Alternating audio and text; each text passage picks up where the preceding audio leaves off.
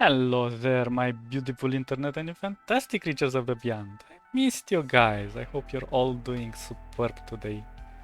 I was trying to record earlier and I realized that my music was through the roof and I couldn't hear myself anymore. So I realized that in time, so I stopped the video.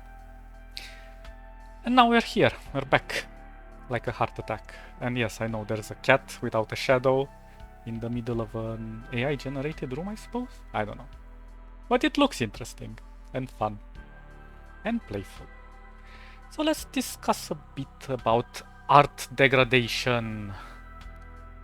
Should art degrade with time? And my answer is yes, definitely yes. And you might argue the fact that, hey, we shouldn't lose the great pieces of artwork that all the masters of the past have worked on so hard to make their magnum opus things. And I'm like, no, really no. Simply because no matter what you say about art, if you do it even for money, a piece of that art is done with your involvement. It's a piece of you is dedicated to that art. So basically, you are transposing who you are into the art to some degree, of course. And imagine the Mona Lisa, which is placed in a glass cage. It feels so, I don't know, inhuman to have a piece of the artist isolated behind that glass cage. It feels sad because art should be experienced by people, it should be touched, it should be interacted with. It shouldn't be placed by a glass wall and people just stare at it and say, yes, nice.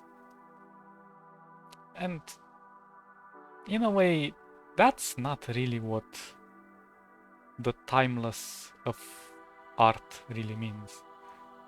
Art, I think, is timeless based on the technique, not on the result. And this is kind of why I love to share all my work with you guys, because as I said in the past, I'm not perfect at what I do, but maybe I can help you to inspire you in some way, and you may be creating some art that I haven't even thought about it, that was possible with my techniques. And in that way, it's a loop feedback, because you can also teach me new tricks and tips that I would really love to be shared with, you know? And yeah, in a way, I kind of appreciate statues in this matter, because statues are submitted to the the processes of nature. I mean, the forces of nature, and they degrade over time, but people can also interact with them, they can touch them, they even paint graffiti on them if they want, but they personalize it. And I think that is kind of what we all want with our art, to reach out and to share this art, but to even interact with it in ways that we haven't thought of. And that's okay, even if people destroy it. Art wasn't made to be static. Art is meant to be changed, and in a way, art is meant to be given to people to do something with it. That's the purpose of art.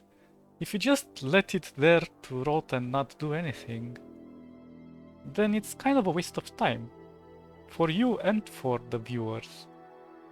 Because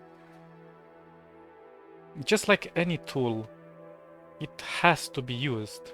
And I'm making this reference in contrast to a movie that I've seen a long time ago. It's called The Red Violin, which I highly recommend you watch. And it's quite a unique story. Even if you don't like violins or music, it's still an amazing movie for what it represents. And basically, this violin, it has a very sad life, but throughout its life, it is passed from hand to hand and generation to generation, and it is being played by various people, and it has a very beautiful affinity to how it produces sound. And it travels the world, and eventually it ends up into this museum, and there is this guy who inspects violins if they're original or not. And learning its history, he realizes one thing at the end, and I know I'm kind of spoiling the movie a bit, but trust me, I'm not spoiling much. So at the end, he realizes that the violin was meant to be played. It wasn't meant to be put in a cage or on a shelf by a collector. Its use is meant to bring joy and even sorrow, but all these feelings, they are enhanced and outputted through it, through our interaction with it. So at the end, he steals it and he gives it to a child, which I thought it was, in a way, a very romantic way of propagating the art that the original creator wanted it to be used. And in another way, that the legacy that was left never dies, because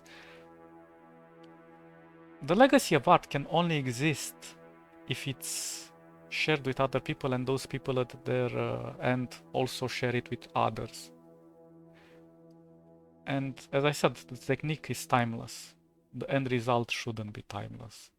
Of course, we're not gonna lose art even if it degrades itself. You know, we still have images and we still have memories. But the point is, we have to enhance it all the time, and we have to better our approach and our techniques all the time. And that is the way art becomes ever so more beautiful and timeless. Okay, enough of my ramblings. Hope you guys have a fantastic and superb day. And stay awesome. Bye bye bye bye bye.